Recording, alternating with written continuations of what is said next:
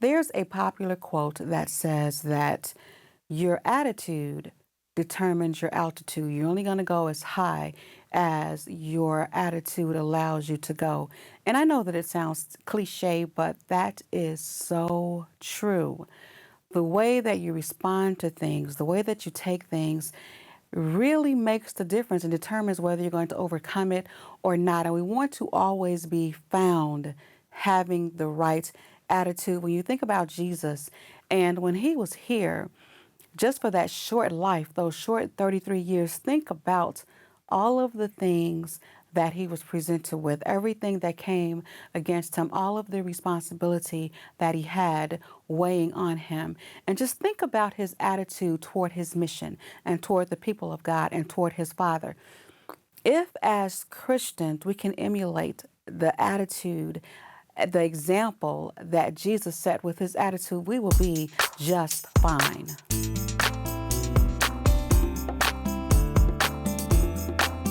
Thank you so much for joining me for the Sanctuary Sunday School. This week's subject is the right attitude, and we can find this text in the book of Matthew. And here we see Jesus. And it says that when he saw the multitude, and I want to interject right there that Jesus had multitudes following him. Now, a lot of times we want to say or dwell on the fact that if you're saved, people are not going to want to hear it. Preach, be instant, in season and out of season. And that's true.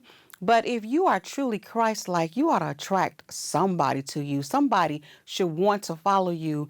And you shouldn't be. Sometimes saved people are really mean and nobody wants to be around them.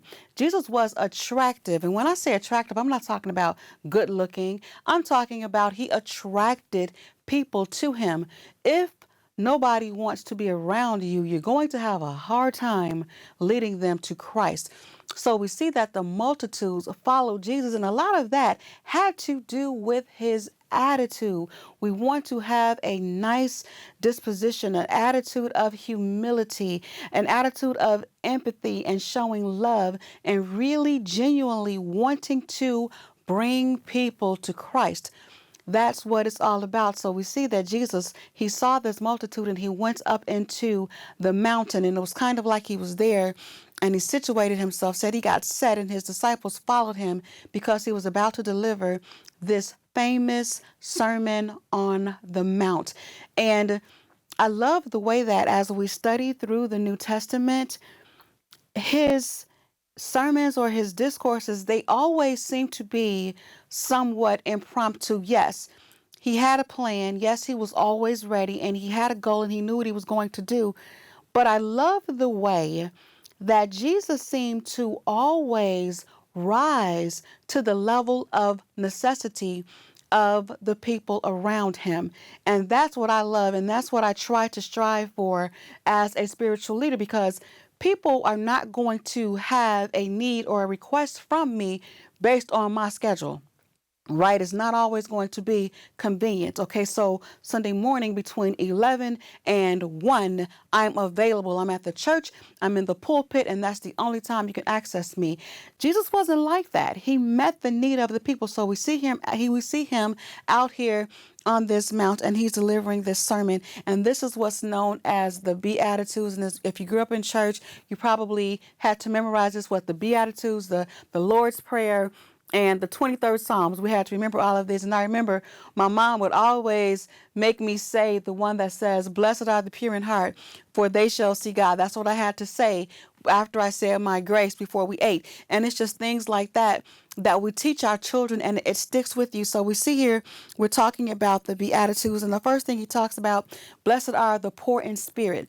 Poor in spirit. And sometimes when the word poor means to be in lack. You can be poor in spirit. You can be poor in resources. To be poor is not having what you need and not being in a position of having plenty.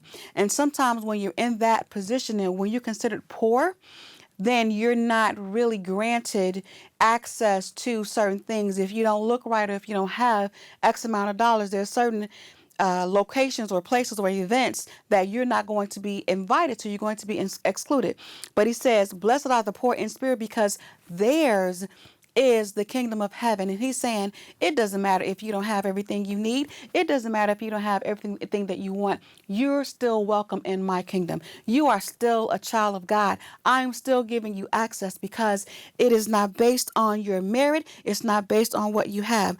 And then he says, blessed are the meek, for they shall inherit the earth. And you'll always hear me talking about being meek and having humility and people who are high-minded. That's something that is just a big turn off for me personally.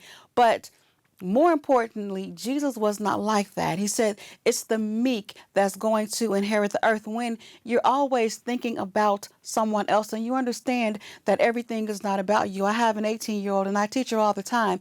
We're very blessed. And I tell her all the time that what we have is not for us. It's not about us. God gave us those things to share with other people. That's why I'm here sharing these Sunday school lessons free every single week. This is a lot of work and it does cost money, but man, when I compare what it requires for me to do this weekly to what God has given me, what God is doing in my life, and how He is blessing me, there's no way that I should be able to say no.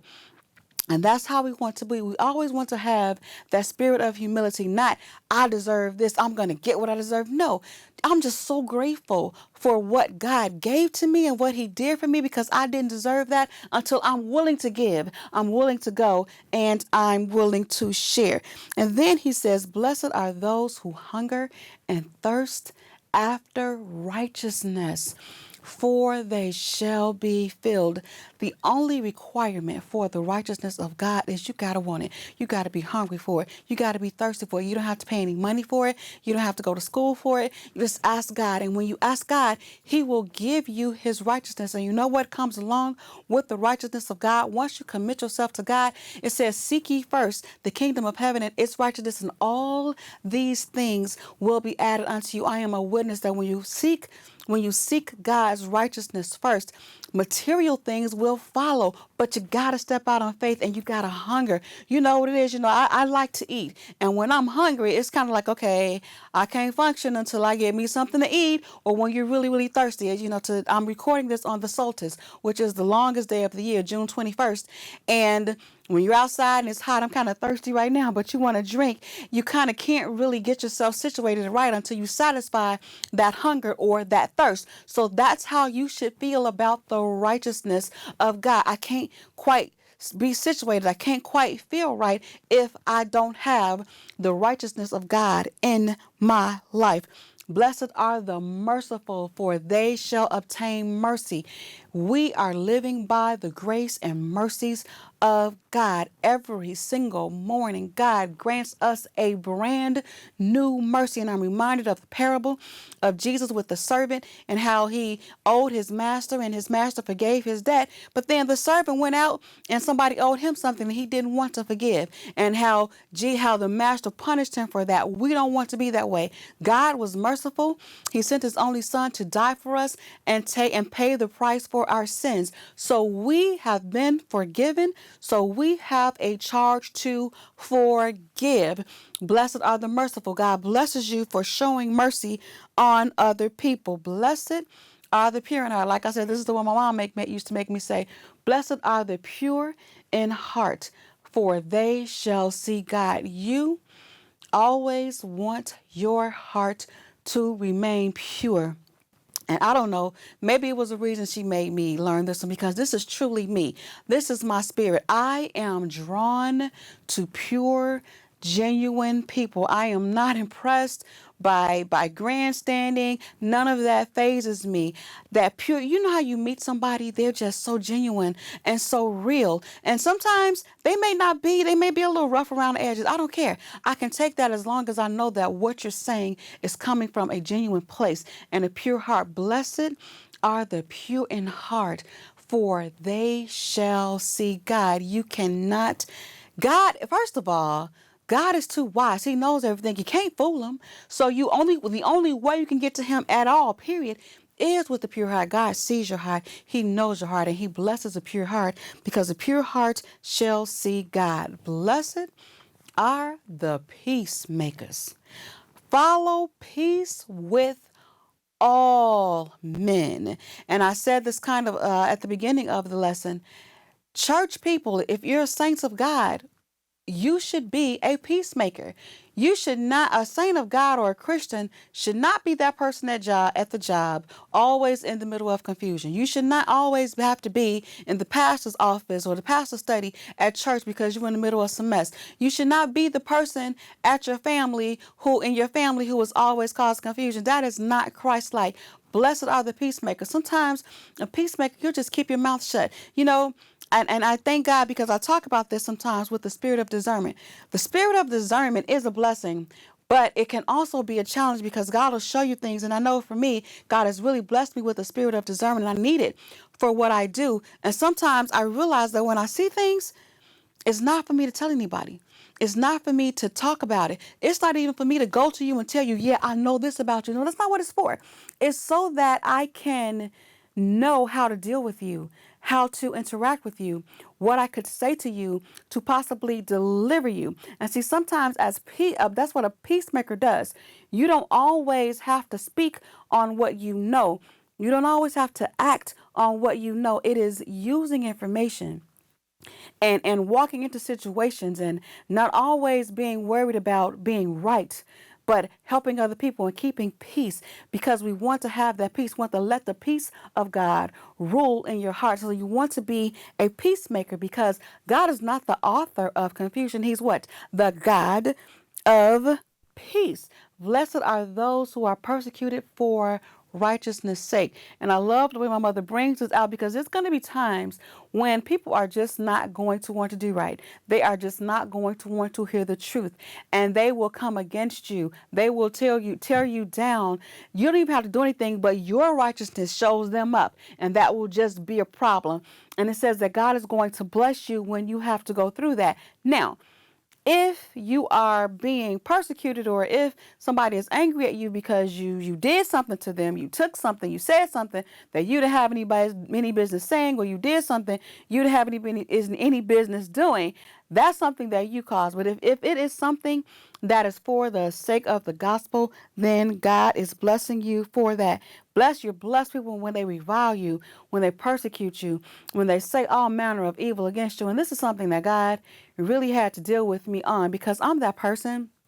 I truly do not bother anybody. I'm not going to talk about you. I'm not going to say anything to you. I'm not going to do anything to you. I'm not going to undercut you. I'm going to mind my business and I'm going to do me. So when someone takes it upon themselves to do something against me, I have had people literally make up stuff about me and spread it. And I'm just going, what? And God had to deal with me. He said, it's okay. You're still blessed. You don't even have to address that. And so for those of you out there that's going through that, it's okay. You don't have to deal with it. God is still blessing you for that. People will do that. And then it says to rejoice. And I love that. Rejoice and be exceedingly glad. And see, when you go through these Beatitudes, it just about covers it all. And what I get out of this entire passage is that there is never an excuse to allow anything to adjust your attitude. Your attitude towards life comes from your experience with Christ. Somebody needs to know that Jesus is an attitude adjusting Savior, and He allows you to go through anything that life throws at you and remain joyful, remain grateful, remain saved. Don't let nobody make you lay your religion down, because our commitment is to Jesus. Our love is for Jesus. Our obedience, our allegiance is to God. So nothing or no one on this earth is worth changing that. And when you understand that, you will be able to always have the right attitude. And there's a saying that says, don't ever let anybody knock you off your square. And if you should get knocked off your square, get back on your square. It's your square. God has positioned you where He wants you to be, and you have to keep the right attitude so that you can stay in a position of being blessed through any circumstance that life should throw against you. So when you're starting to feel a little funny, or like you feeling some type of way, or you're feeling down, or you feel your attitude becoming negative, Go through these Beatitudes or these right attitudes that Jesus himself listed. And I guarantee you, you will find, or whatever you're going through can fall into one of these categories, and it will show you how God is ministering to you right in the midst of your trial, right in the midst of your situation, and that no matter what happens in life, you can always respond to it with the right attitude.